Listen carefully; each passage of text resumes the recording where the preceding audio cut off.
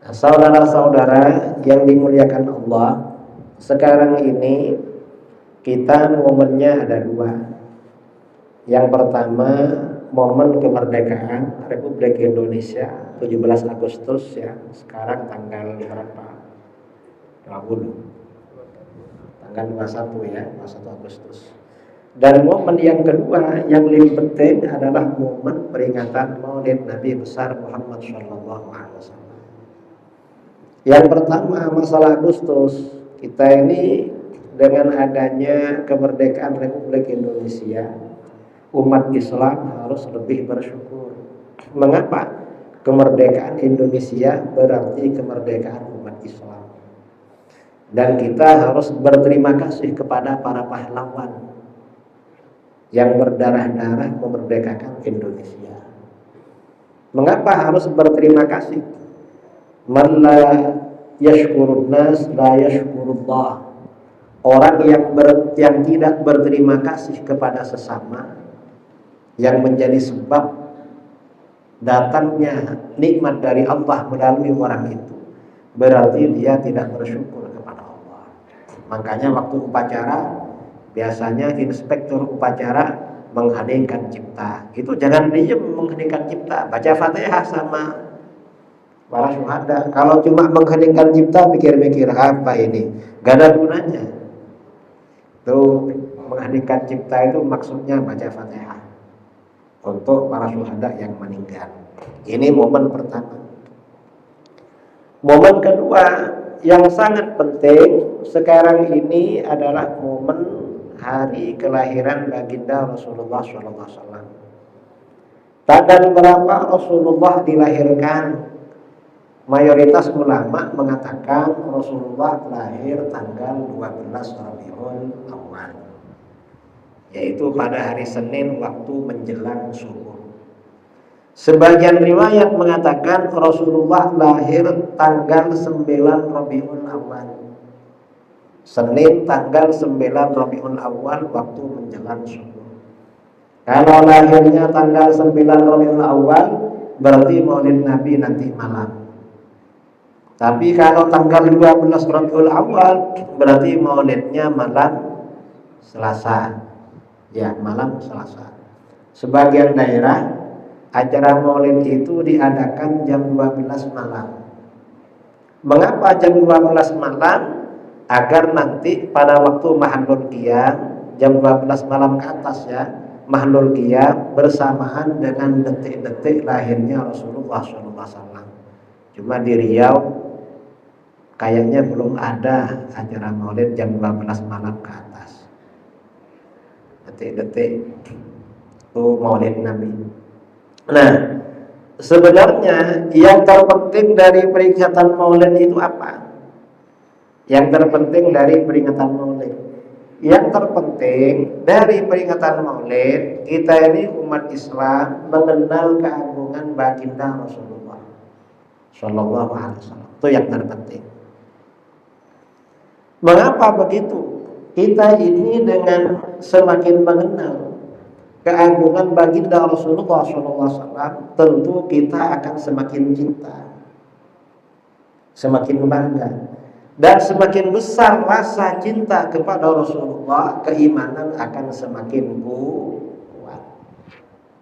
Kalau keimanan semakin kuat, diri ini, hati akan semakin termotivasi untuk beramal soleh. Saudara kalau punya anak suka nonton film kartun, lalu yang ditonton Spiderman yang sering terbang ya, turun dari gedung tinggi lalu naik.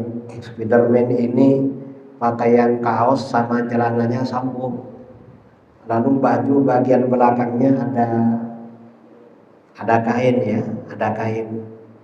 Lalu dibawa ke pasar anak ini, ada orang jualan baju Spiderman minta beli dia, karena suka yang ditonton. Maka bagaimana? Pulang dari pasar, bajunya dipakai, lalu ngajak kawan-kawannya lari, kayak Spiderman. Nah, artinya bagaimana? Orang itu kalau tahu sesuatu termotivasi hatinya untuk beramal soleh. Dan kita umat Islam harus tahu tentang pribadi baginda Rasulullah SAW. Gimana pengetahuannya? Rasulullah itu manusia, tapi gak sama dengan manusia biasa. Gak sama. Sangat tidak sama. Tidak samanya bagaimana? Rasulullah itu nabi yang diutus. Namanya seorang nabi, pasti itu adalah manusia pilihan. Dan itu pilihan Allah. Kira-kira saudara misalnya punya anak perempuan. Pada waktu masa remaja, sudah masa-masa mantap, yang ngelamar 3 orang laki-laki. Kira-kira saudara milih apa langsung ambil salah satunya? Kira-kira kan milih.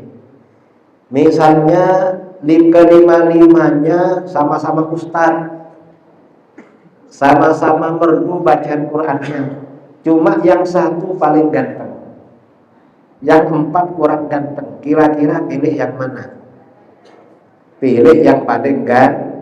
Kita aja kalau ada pilihan dan pilih, pasti milih yang paling gagah, paling ganteng, paling sehat, paling kuat, ya pokoknya paling. Nah, para nabi itu bagaimana? Para nabi ini manusia pilihan. Karena para nabi ini manusia pilihan, sudah pasti melebihi manusia biasa. Karena kalau sama dengan yang lain, bukan pilihan namanya. Kalau sama dengan yang lain. Makanya di dalam Al-Quran ditegaskan oleh Allah, wa kullam faddalna 'alal 'alamin. Masing-masing para nabi, para rasul kami jadikan lebih utama daripada semesta alam. Para nabi, para rasul lebih utama daripada semesta alam. Maksudnya lebih utama bagaimana? Lebih sempurna.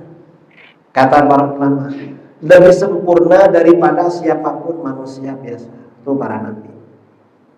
Kesempurnaannya meliputi apa saja? Ya apa saja. Khalqan wa khuluqan. Baik dari segi fisik maupun dari segi mental, budi pekerti. Itu para nabi. Misalnya dari segi fisik. Dari segi fisik, para nabi ini manusia yang paling sempurna. Kesempurnaan fisik yang pertama dan paling utama apa? Di antara kesempurnaan fisik manusia adalah jamal, ketampanan. Para nabi ini semuanya gak ada yang wajahnya pas-pasan, gak ada. Atau wajahnya standar seperti kebanyakan orang, gak ada. Tapi bagaimana? Semuanya ajmalun nas. Para nabi ini pasti oleh Allah diberikan wajah paling tampan, lebih tampan daripada manusia biasa. Itu semua para nabi. Gak ada nabi itu punya wajah biasa-biasa, gak ada. Memang semuanya paling tampan. Karenanya di dalam Al-Quran kita baca ya, ketika orang-orang kafir, orang musyrik mencela para nabi, gak ada yang mencela fisiknya. Mengapa? Karena fisiknya memang paling tampan. Cuma yang terkenal tampan di dalam kisah-kisah para nabi siapa? Nabi Yusuf. Nabi Yusuf ini terkenal paling tampan. Karena istrinya Nabi Yakub yang paling cantik ya ibunya Nabi Yusuf. Karena para nabi biasanya istrinya lebih dari satu. Ini poligami ini sunnahnya para nabi. Kecuali Nabi Adam, istrinya cuma satu. Karena gak ada lagi. Nah, pada waktu Mi'raj sampai di langit ketiga, Rasulullah SAW berjumpa dengan Nabi Yusuf, terkejut. Mengapa? Ini ganteng sekali ini tampan sekali. Tanya, man hadza ya Jibril? Ini siapa malaikat Jibril? Kata malaikat Jibril, hadza akhuka Yusuf. Wa qad u'tiya syatrul husni. Ini saudara kamu Nabi Yusuf. Oleh Allah diberikan ketampanan 50%. Nabi Yusuf ini gantengnya 50%. Karena tampannya 50%, waktu wanita-wanita sosialita diundang jamuan makanan di rumahnya Perdana Menteri Kitfir Al-Aziz sengaja diundang oleh istri yang bernama Siti Zulaikha, karena Siti Zulaikha dicela oleh wanita-wanita sosialita. Kok ada orang istrinya Perdana Menteri tergila-gila dengan pembantunya? Kata Siti Zulaikha, saya tiap hari kumpul satu rumah, gimana nggak tergila-gila? Kalian nggak pernah lihat. Akhirnya dites oleh Siti Zulaikha, membuat hidangan makanan, buah-buahan seperti apel, buah pir, lalu masing-masing dikasih pisau kecil untuk mengupas kulit-kulitnya. Ketika mereka sedang mengupas-ngupas buah-buahan itu, Nabi Yusuf suruh keluar. Begitu Nabi Yusuf keluar, wanita-wanita ini semuanya terpana, terpesona, dan gak terasa yang diiris-iris itu jari-jarinya, gak terasa sakit. Mengapa? Terbius ketampanan Nabi Yusuf. Nabi Yusuf ini benar-benar membius ketampanannya. Lalu malaikat Jibril menyodorkan cermin kepada Rasulullah SAW. Begitu Rasulullah melihat wajahnya pada cermin, wajah Rasulullah 2 kali lebih tampan daripada Nabi Yusuf Sallallahu Alaihi Wasallam. Nabi-nabi yang lain kebanyakan di bawah Nabi Yusuf. Kita yang bukan Nabi ini di bawahnya lagi. Yang karena kita ini orang Indonesia, jauh dari Arab, ya agak jauh di bawah. Yang dekat-dekat dengan Rasulullah, yang tetangga-tetangganya di Arab sana. Makanya Arab yang ganteng-ganteng. Nanti ke timur, Pakistan, Iran masih ganteng. Semakin ke timur tambah kurang gantengnya, karena jauh dari Arab. Makanya dulu ada orang Islam Nusantara bilang Rasulullah lahir di Arab kebetulan. Gak kebetulan itu. Kira-kira kalau Rasulullah lahir di Indonesia, kayak apa wajahnya kira-kira? Sedangkan Rasulullah ini kan memang Rasul seluruh dunia, tentunya harus paling ganteng di mana-mana.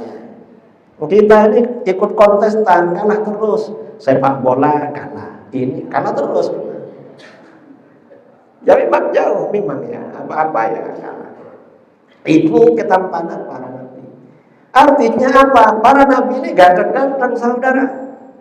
Umat Islam harus tahu, kalau nggak tahu bahaya. Mengapa bahaya? Di negeri kita ini banyak barang-barang palsu. Ustaz palsu, kiai palsu, dokumen palsu, nabi palsu. Ya jasa itu kan dokumen namanya. Jadi mungkin ya, karena kita ini suka memalsu, kita ini dipimpin orang-orang palsu. Ya gak apa-apa lah, yang penting kita selamat dunia akhirat itu. Ya memang nasib kita, takdir kita memang. Kita kok punya pemimpin katanya palsu, tapi lama jadi pemimpin kita. Ya gimana? Ya mungkin kita juga suka yang palsu-palsu. Nah, di negeri kita nabi palsu itu sering ada. Setelah dilihat mukanya biasa-biasa, kadang di bawah standar. Yang percaya ada. Mengapa percaya? Gak ngerti. Kalau para nabi itu pilihan gak ngerti. Karenanya harus tahu. Ini baru ketampanan. Selain ketampanan apa? Kekuatan fisik. Para nabi ini kekuatan fisiknya 30 kali orang biasa. 30 kali. Rasulullah SAW istrinya 9. Kalau 9 istri ini laki suci semuanya, satu malam didatangi. Rasulullah masih jadi imam sholat subuh. Yang dilayani 9 istri. Coba kita ini melayani satu, telat-telat bisa telat ke masjid itu. Mungkin juga bisa agak berjamaah. Memang para nabi ini kuat memang. Dan itu Rasulullah istrinya lebih dari satu, usianya sudah ke atas 50. Ke atas 50 malah 9 istrinya. Ini memang kekuatan para nabi ya. Memang beda. Rasulullah ini kuat memang. Para nabi semuanya kuat-kuat. Pada waktu di Mekah ada orang musyrik namanya Rukanah. Rukanah ini pegulat.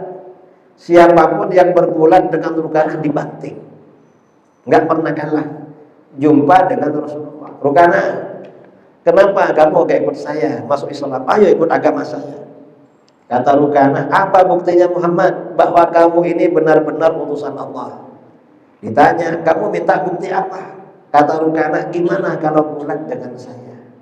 Bayangkan kalau ada nabi fisiknya gak kuat, lalu diajak gulat, gimana kira-kira dakwahnya? Kan langsung vakum dakwahnya, langsung mati. Ternyata bagaimana? Kata Rasulullah, ayo kalau mau gulat, kalau kamu kalah mau ngasih apa ke saya? Kata Rukanah, kalau kamu menang satu ronda, saya kasih kambing 100 ekor. 2 ronda 2 ekor, 200 ekor. 3 ronda 300. Karena orang Arab itu kalau punya kambing ribuan, saudara. Kambingnya ribuan kalau punya kambing. Akhirnya gulat. Begitu bergulat, Rukanah memasang kuda-kuda, Rasulullah maju. Begitu gulat dimulai, dalam waktu sekejap saja Rukanah dibanting oleh Rasulullah.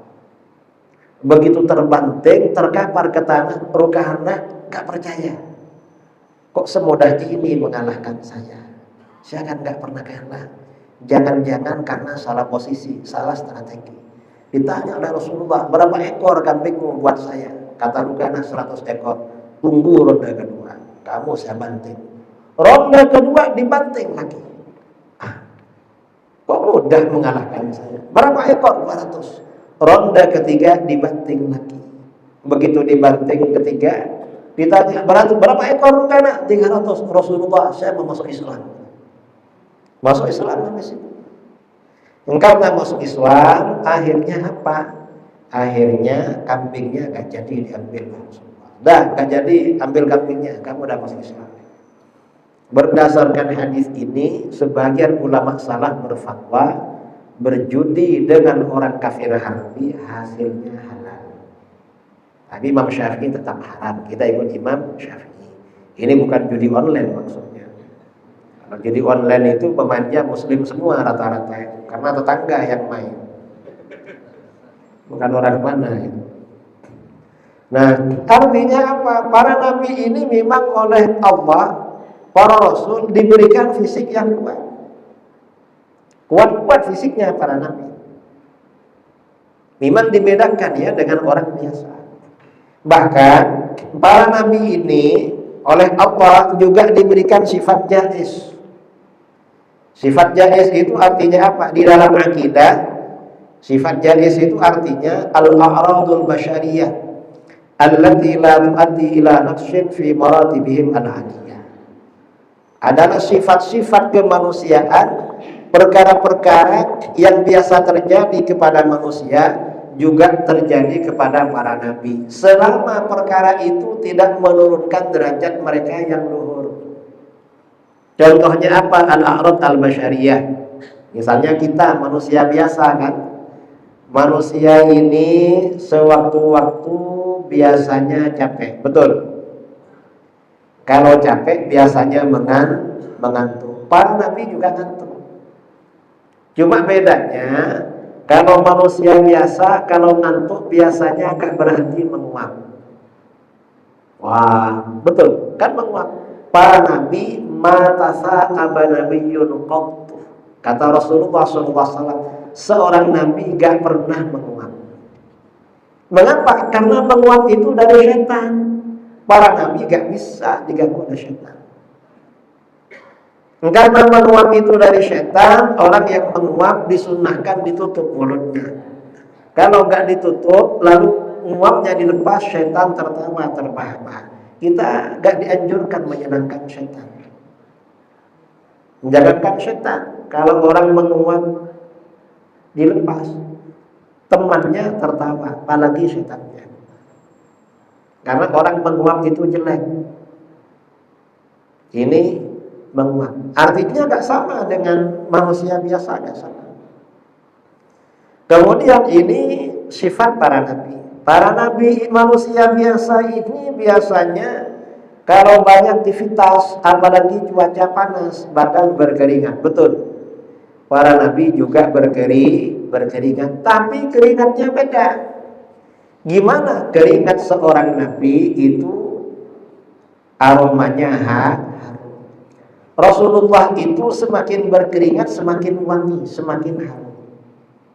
Kalau kita pagi-pagi mau berangkat kerja, mandi, lalu pakai hand body, kemudian pakai parfum, lalu kerjanya kerja bangunan, panas-panas.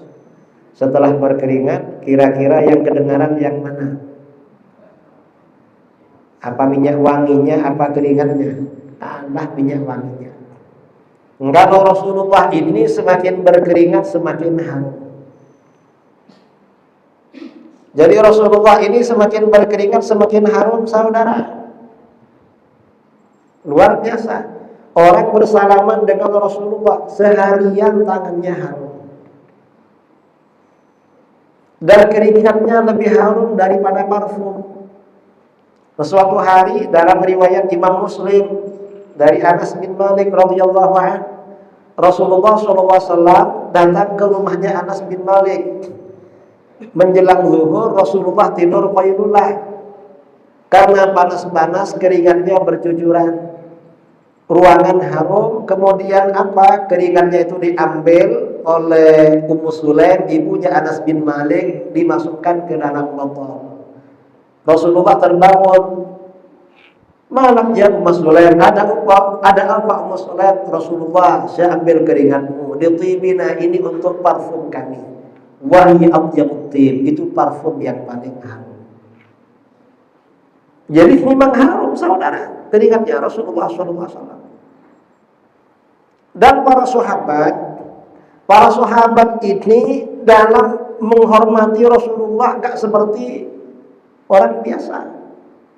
Makanya di dalam riwayat Al-Bukhari dikatakan, ma ra'aitu malikan qattu yu'azzimu ashabu ma 'azzama ashabu Muhammadin. Saya tak pernah melihat seorang raja yang diagungkan oleh pengikut-pengikutnya seperti Nabi Muhammad diagungkan oleh para sahabatnya. Rasulullah itu sangat diagungkan, sangat dimuliakan oleh para sahabatnya. Gimana? Rasulullah ma tanakhamanu khamatan qat illa waqa'at fi yadi ahadin min ashabi. Rasulullah SAW tidaklah mengeluarkan dahak, memuntahkan dahak, kecuali dahaknya jatuh di tangan salah seorang sahabatnya. Setiap Rasulullah berdahak, para sahabat rebutan menangkap. Kemudian apa? Famasaha biha jildahu wajah. Lalu dahak itu diusapkan pada wajah dan kulitnya. Mengapa diusapkan? Dahak Rasulullah itu harum, saudara. Harum. Rasulullah meludah, ludahnya gak jatuh ke tangan. Pasti jatuh ke telapak tangan sahabatnya, diusapkan ke wajah dan kulitnya, karena ludah Rasulullah itu harum. Memang luar biasa Rasulullah. Dan para sahabat itu kalau Rasulullah berbicara mereka mendengar. Kalau Rasulullah berbicara dan gak berani menatap wajahnya karena segan. Kalau ada memerintahkan selalu siap. Itu baginda Rasulullah SAW. Dan sebagian sahabat, ulama-ulama salaf itu malam-malam sebelum tidur, kalau ingat rindu Rasulullah sampai menangis. Makanya orang-orang dulu itu biasa bermimpi baginda Rasulullah SAW. Mengapa? Rindunya tinggi sampai menangis. Karenanya orang ini kalau ingin bermimpi Rasulullah harus rindu. Kerinduannya harus tinggi, harus ada keinginan. Lalu perbanyak baca sholawat. Kalau keinginannya besar, keinginannya tinggi, perbanyak baca sholawat, insya Allah suatu saat akan bermimpi baginda Rasulullah SAW. Karena Rasulullah ini rahmatan lil alamin, rahmat. Kalau masih belum bermimpi, berarti masih kurang rindunya. Ini baginda Rasulullah SAW. Bahkan bukan hanya itu, saudara, Rasulullah SAW ini tentang sifat-sifat manusia yang terjadi pada beliau, ya, gak sama dengan manusia biasa. Manusia biasa ini kalau capek biasanya tidur, betul. Rasulullah juga tidur, tapi tidurnya beda. Rasulullah ini tidur, yang tidur hanya kelopak matanya, sementara hatinya tidak tidur, senantiasa berzikir kepada Allah. Karena para nabi ini hatinya selalu berzikir kepada Allah, maka para nabi kalau bermimpi, mimpinya pasti wahyu dari Allah. Kalau kita ini kalau mimpi yang baik-baik itu dari Allah, tapi kalau mimpi yang gak enak berarti dari syekh. Termasuk kalau mimpinya ngompol, mimpi basah. Kalau mimpi basah itu dari setan. Para nabi gak ada yang mimpi basah, gak bisa diganggu setan. Nah, ini artinya apa? Ini diantara sifat-sifat kesempurnaan para nabi. Umat Islam harus tahu. Mengapa harus tahu? Kalau nggak tahu ya bahaya. Kalau orang nggak tahu keagungan para nabi, punya ustadznya biasa-biasa, langsung dijuluki ustadz sunnah. Nggak ada begitu itu. Ya ustadz gitulah. Ustadz sunnah, ustadz apa? Nanti lawannya dibilang ustadz syubhat. Model-model sekarang nggak tahu kepribadian baginda Rasulullah SAW. Maka Rasulullah ini beda saudara dengan manusia biasa. Nah, kita di momen Rabiul Awal ini merayakan Maulid Nabi. Perayaan Maulid ini penting ya. Selain agar kita ini mengenal kepribadian baginda Rasulullah SAW, juga karena kata Imam Ibnul Jazari, orang yang merayakan Maulid itu mujarab untuk dua perkara. Apa? Yang pertama, orang yang merayakan Maulid oleh Allah akan diberikan al-aman fi dzalikal am. Diberi keamanan selama 1 tahun. Dijaga, dilindungi keluarganya, dilindungi asetnya, dilindungi agamanya, akhlaknya, anak-anaknya selama 1 tahun. Ini orang khasiat merayakan Maulid. Yang kedua, orang yang merayakan Maulid ini juga apa? Dan orang yang merayakan Maulid wa busyra ajilah linailil hawaiji wal maram. Peringatan Maulid ini kabar gembira, sebentar lagi hajat-hajat dan impian kita terkabul. Karenanya kata sebagian guru, sebagian ulama, Syekhona Khalil Bangkalan, kalau peringatan Maulid kasih buah-buahan, kalau bisa minimal 7 macam buah-buahan, biar hajatnya terkabul. Nanti di masjid-masjid kasih apa? Pisang, jeruk, apel, pir, durian ya, kemudian salak, anggur, lalu anggur merah, wah dah 8 ini. Apalagi semangka, pokoknya yang banyak lah, minimal 7. Mengapa? Biar hajat kita terkabul. Jangan pelit-pelit. Dan kalau ada hidangan Maulid Nabi dimakan, jangan sampai gak makan. Mengapa? Itu berkah, karena itu hidangannya baginda Rasulullah. Itu hidangannya Rasulullah, saudara. Nah, mengapa orang yang merayakan Maulid kok seperti itu? Karena yang kita rayakan ini memang orang yang rahmatan lil alamin. Rasulullah ini rahmatan lil alamin, saudara. Baik ketika Rasulullah sebelum lahir, begitu lahir, ketika menjadi nabi, walaupun sudah wafat, masih rahmatan lil alamin sampai sekarang. Gak berubah sifat Rasulullah itu. Tetap rahmah bagi kita. Makanya di dalam hadis Rasulullah SAW bersabda, hayati khairun lakum tuhditsuna wa yuhdatsu lakum. Aku ini hidup enak buat kalian para sahabat, kata Rasulullah. Mengapa? Kalian terjadi apa-apa nanti solusinya disampaikan melalui aku. Dulu pada masa Rasulullah, sahabat itu ada masalah apapun minta tolong Rasulullah. Susah cari kerja mendatangi Rasulullah. Gak punya tempat tinggal di serambi masjid, nanti Rasulullah yang urus makannya.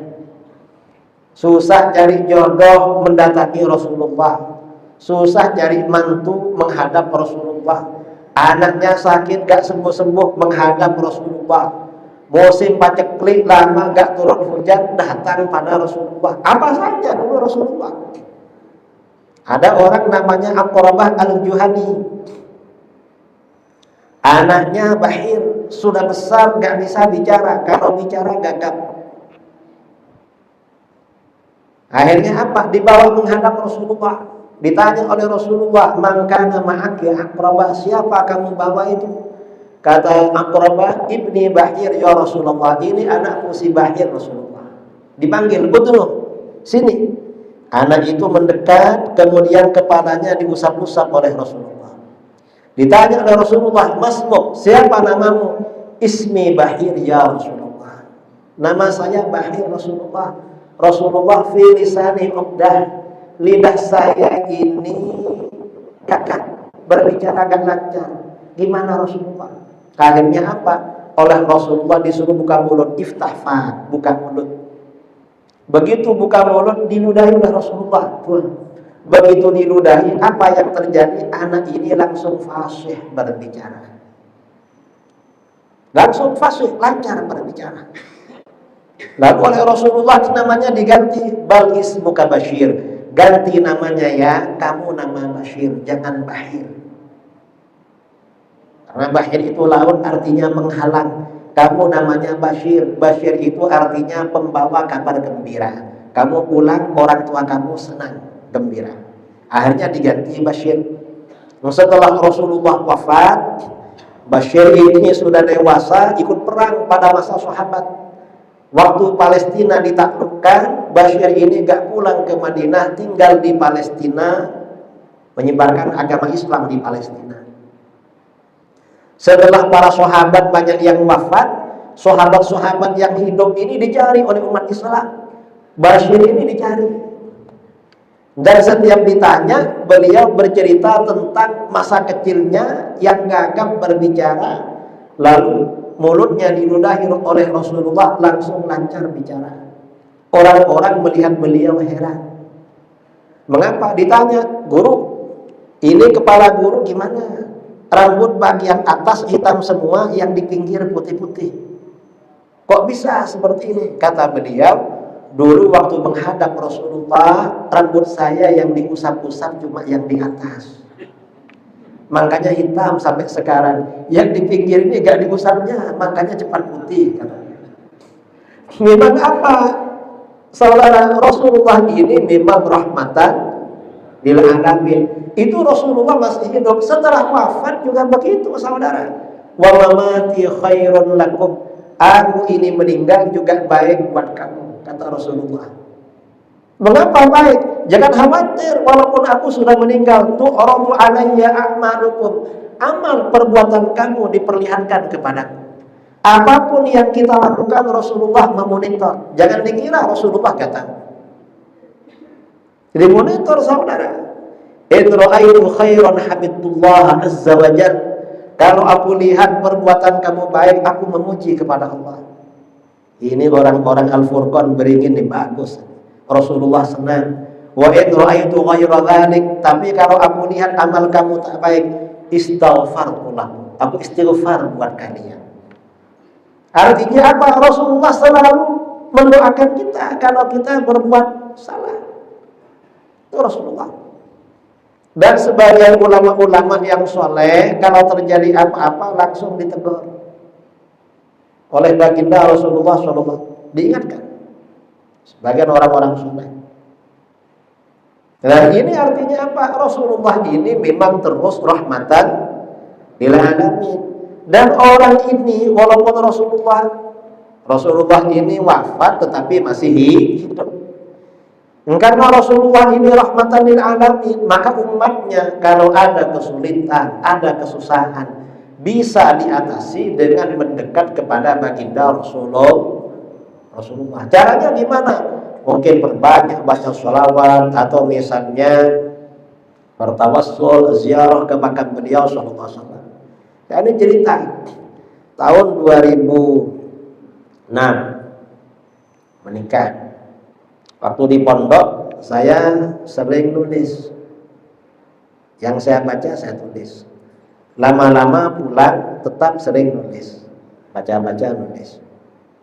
Lama-lama kok nulis tangan itu capek. Akhirnya punya pikiran, ini yang enak di komputer ini. Biar tulisan langsung rapi. Akhirnya ke kota. Sekitar 2006. Sampai di kota, ke toko-toko komputer ternyata gak ada yang cocok. Mengapa? Uangnya gak cukup. Gak cocok ini. Akhirnya apa pula? Malah karena sangat ingin punya komputer, mikir gimana caranya dapat komputer dengan uang yang gak cukup ini. Pokoknya saya harus dapat. Akhirnya bongkar-bongkar buku yang ngaji waktu di pondok. Apa amalan dari guru-guru yang bisa mempercepat terkabulnya hajat? Lalu ada amalan paling ringan, sholat hajat 2 rakaat, lalu baca astaghfirullahaladzim 500, lalu baca sholawat 500, sholawat Allahumma sholli ala sayyidina Muhammadin qaddaqat hilati adrikni ya Rasulullah. Saya baca 500 dalam pikiran, ya Allah ingin komputer. Terus begitu selesai baca, mungkin karena kecapean langsung tidur, capek. Begitu tidur langsung bermimpi di kamar saya ada laptop. Nah, orang itu kalau ingin apa-apa lalu datang dalam mimpi kan senang itu. Padahal kan cuma mimpi kan. Kok ada dalam mimpi ya? Apa memang sebentar lagi terkabul begitu? Cuma waktu itu saya ini pikiran bertanya-tanya. Saya ini kan mintanya komputer, kok mimpinya laptop? Uang saya beli komputer gak cukup, apa beli laptop? Gimana ini? Tiba-tiba agak siang ada teman nelfon, Ustaz, apa? Sampean gak ingin beli komputer? Saya ingin beli, cuma uang gak cukup. Gini aja lah, berapa uangnya kasihkan ke saya. Nanti saya dapatkan 1 paket komputer lengkap. Akhirnya saya kasihkan uang seadanya.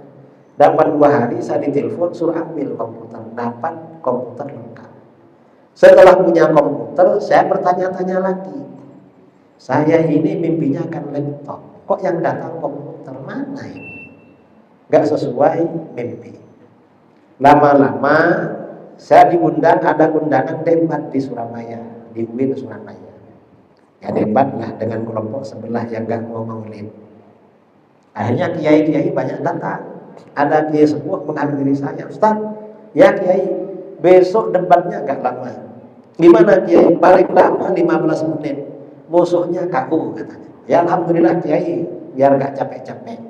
Dan nanti selesai debat, Ustaz saya kasih hadiah. Siap kiai, hadiah apa? Saya berikan laptop. Walhamdulillah kiai, saya senang kiai, walaupun cuma dijanjikan.